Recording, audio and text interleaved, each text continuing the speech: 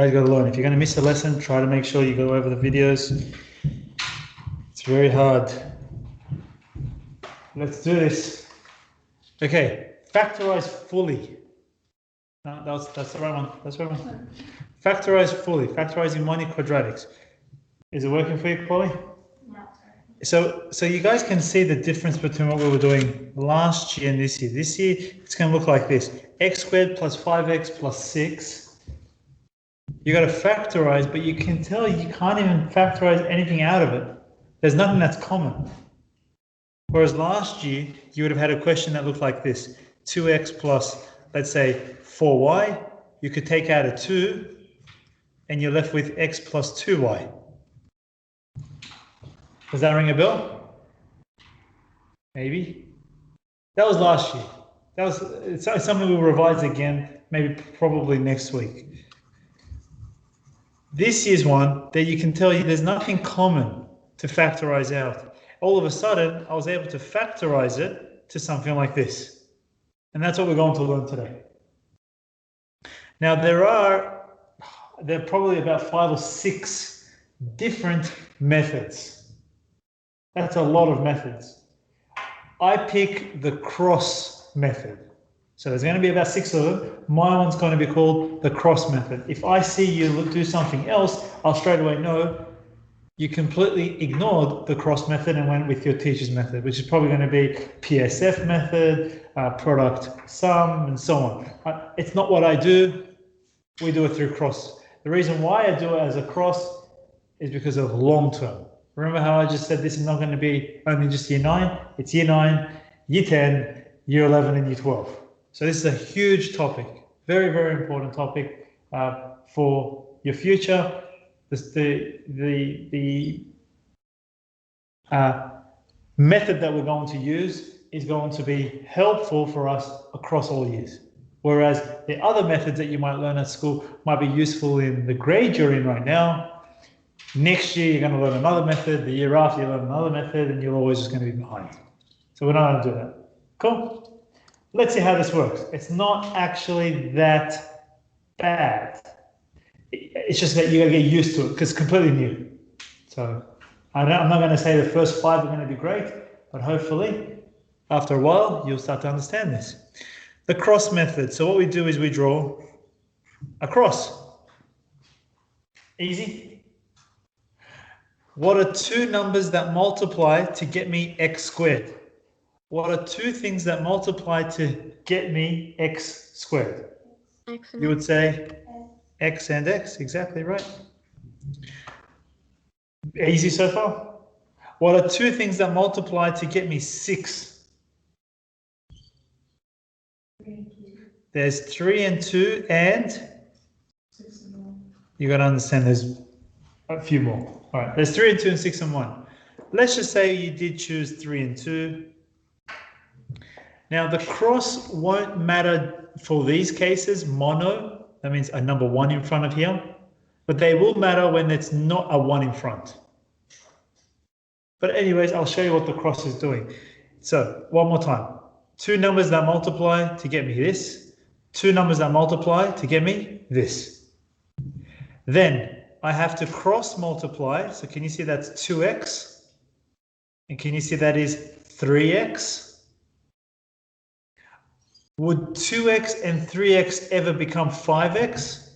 Yes, if I add them. So what's my answer? X plus 3, x plus 2. You rewrite it like that. Right.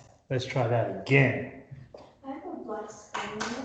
It's not showing. Do you want to move next to Azra or Kiara? Or Moyo? I mean, whatever. Doesn't matter. Azra looks like she's got the bigger screen. Okay. Let's try number triple I. Let's try triple I.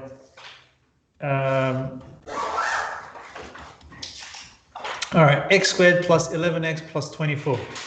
All right, what's the first thing we do? Draw the cross. So cross, cross. Then what are you going to put up here? These on the left side. X and X.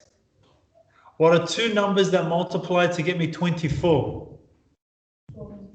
There's 12 and 2. There's 24 and 1.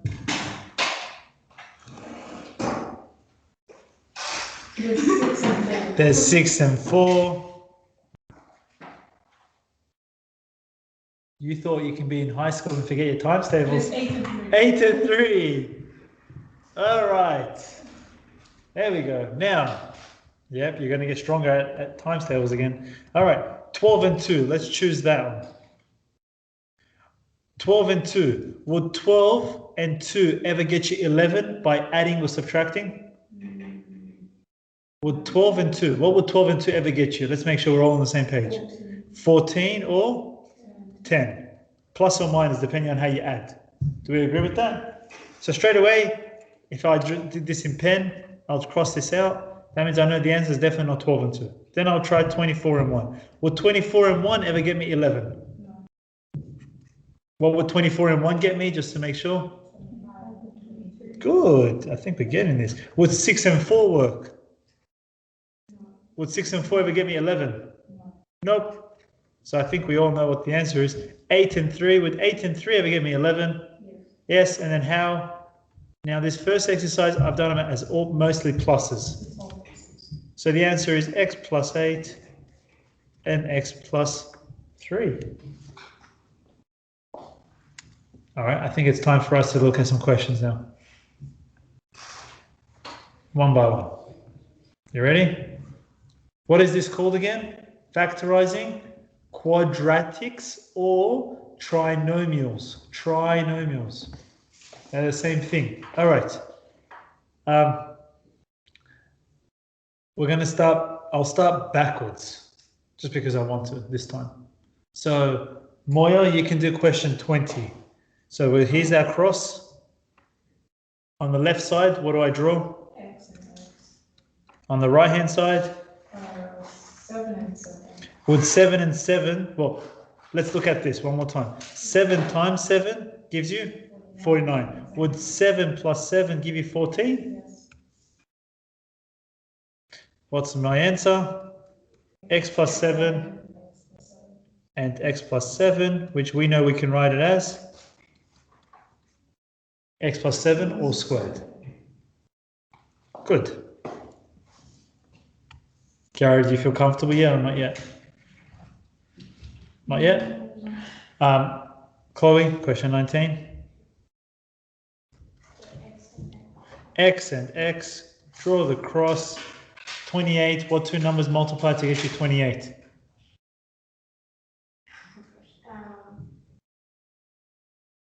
And obviously you know they're going to add to get you 11. If it helps. No, 28, take your time. 7 times 7 and 4. 7 and 4, would it give me 28? Yes. Would 7 and 4 add to get me 11? The answer is also yes. So how do we write this? X plus 7, x plus 7. No, question 19. X plus 7 Oh, and then x plus 4. So we write them like these, yeah? All right. Question 18. X squared plus 16x plus 24. Sarah, you okay to do it? Yeah. All right, so x and x, we draw the cross. 24, what numbers are you going to pick? It doesn't have to be right. It can be wrong. And then we pick the next one. So tell me two numbers that go into your head that multiply to give me 24. I was thinking of 4, but then... 4 and 6. Don't worry, just do it. Then you do it, you realize you have to learn to do this because with the harder ones, you won't be able to do it in your head. You have to actually put in 4 and 6. So do it, 4 and 6. Now would 4 and 6 add to get me 16? No, that's wrong, it's okay. Next one. Give me another one. Anyone know it? They can say it as well. Otherwise, 12 and 2, that's cool. Will 12 and 2 ever give me 16? Oh, that's why. Because I wrote 24. It should have been 64. Yep. I know. I just realized. My bad. I'm very sorry. Sorry. 64. What two numbers are you going to pick for 64 now? 32. Sure. 32 and 2. Will they give me 16? No. Nope. Yeah, say it. No. 9? No, not 9. 8 times 8. 8 times 8 is 64. And then do they add to get me 16? Yes, they do. So good try. Good guess. X plus 8, X plus 8. Yeah, obviously you'll get stronger with your times tables.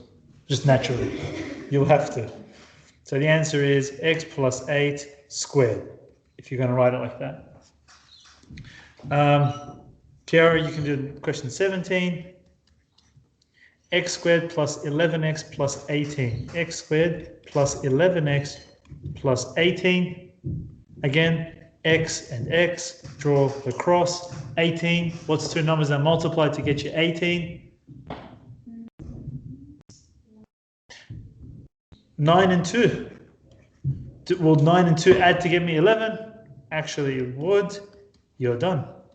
So you could have done 6 and 3, but would 6 and 3 add to get me 11? No, so that wouldn't be right. All right, I'm happy with that. Samadi, what do you reckon? You good with that as well? Yeah. All right. Is Day online or like I said, she's missing? Yep, she's away. That's okay. Okay, I feel like you guys can do this. So I'm going to leave that one because that's an easy one because they're all plussing, which is not what you're going to get in your exams. You're going to get some plussing, some minusing, some more complicated ones. So let's look at these, which are mixed, as you can see. There's a minus, there's a plus, there's a minus, there's a minus, there's a minus, there's a plus, there's a plus, there's a minus. A lot of things are happening. Okay, so actually I'm going to pick these first 4 questions. If you don't get it, say it now. Otherwise, it's only going to get harder. But if you do get it, then well done, because we're literally this term, this week actually, we're teaching Year 11s this.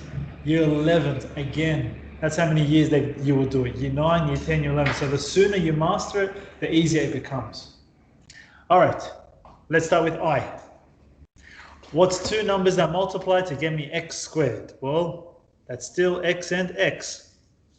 Pretty much if they're monic, so if they all have 1s in front, they're always just going to be x and x. What's two numbers that multiply to get me 15?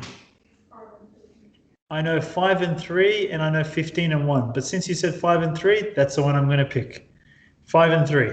Now, this is where everyone goes wrong with this method. You're not, so a lot of trial and error, and that's actually fine, but you're not looking at the signs. Did you see how I just said 15? I didn't say positive 15. I'm just looking at the numbers first. I'm trying to work out my numbers. Then I'm going to ask myself, would 5 and 3 in any way ever get me 8? You would say, yeah, 5 and 3 can become 8. By adding or subtracting, it can become 8. Do we agree with that? If the answer is yes to that, then you go to the next stage, which is, I want to get to negative 8. You don't tell yourself, how do I get from 5 and 3 into a negative 8 straight away? So let me recap. I'm going to start again. So this is how I would do it. I'm going to start the whole question again. Just want to show you where you'll probably go wrong at the beginning as well. You just go and tell yourself, okay, two things that multiply x squared, x, x. You draw the cross. Two things that give me 15, you would just say 5 and 3. You don't say, I want to get negative 8. You say, okay, would 5 and 3 ever get me 8? If the answer is yes, which it does, then you tell yourself, how do I get to negative 8? So now how do I make a 5 and a 3 into a negative 8? Can you do negative 5 take away 3? That's exactly how it's meant to be done. Both of them must be negatives. Let's see why you're right. What is minus 5 minus 3? Minus 8. X. X will always be there because you're going to cross multiply anyways. What's minus 5 times minus 3? Positive 15. Yeah, it does make sense. And then obviously, how do we write this? X minus 5, X minus 3. We write them like this. Even though we're reading them diagonally, we write them straight across. So X minus 3, X minus 5. A lot of students do that, you know, that thing I just did in green, those minuses, they do that at the same time as doing 5 and 3.